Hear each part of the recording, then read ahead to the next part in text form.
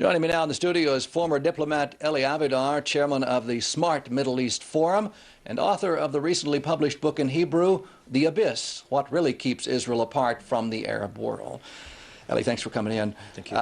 There's been a lot of speculation heading into these elections here in Israel about how the results will affect the Israeli-Egyptian peace treaty that's stood for decades now. How do you see that playing out?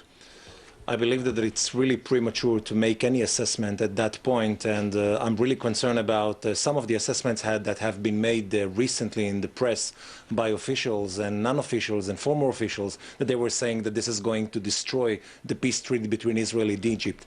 The main issue that we have to understand, the Egyptians themselves, the parties themselves, the leadership itself, they don't know what will be the result or the outcome of these elections. And it's definitely not our position or interest at that time to put some ideas in the heads of those fundamentals who really would like to derail the peace process. Some have voiced concern that the Muslim Brotherhood will be the big winner in these elections and that will pose a strategic threat to Israel, but you don't see it that way, do you? I definitely don't see any strategic threat, because we have to understand that after the fall of Mubarak, the country, Egypt, it will have to take them something like 20 years to rebuild their institutions, to rebuild their economy. The state of the economy in Egypt has going down dramatically in the last few months.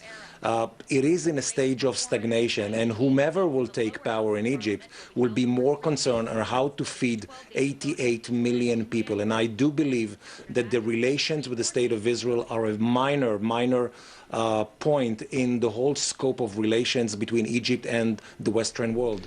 If Egypt, however, implodes economically, that whoever takes over can't fix the problem, that in itself could create some sort of a military situation that we might not want to get involved in.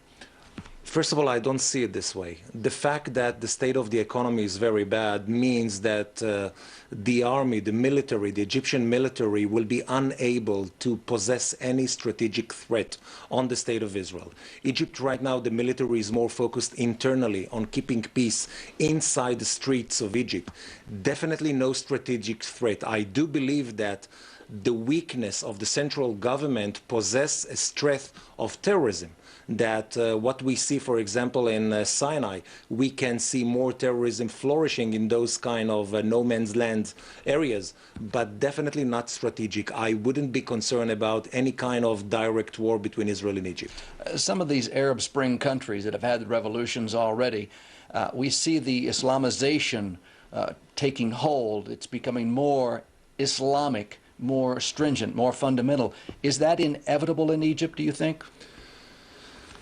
I don't know, but what I can say at that point, that the Muslim Brothers and the Islamic parties are more organized. They have systems, they have the mosques, they can talk to the people in a more direct way.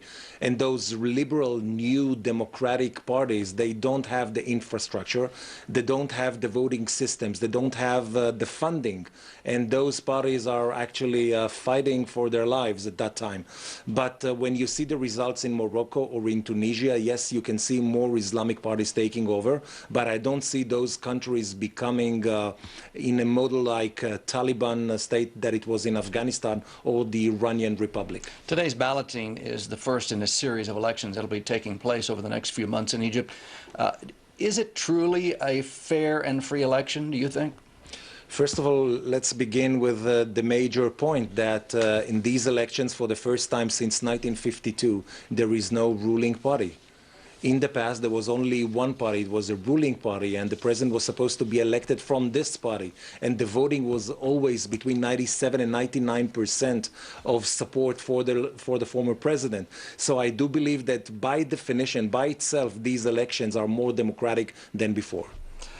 Eli Avidar, chairman of the SMART Middle East Forum, I thank you for coming in this evening and sharing some interesting insight and thoughts about what's going on in Egypt. Thank you very much. Thank you.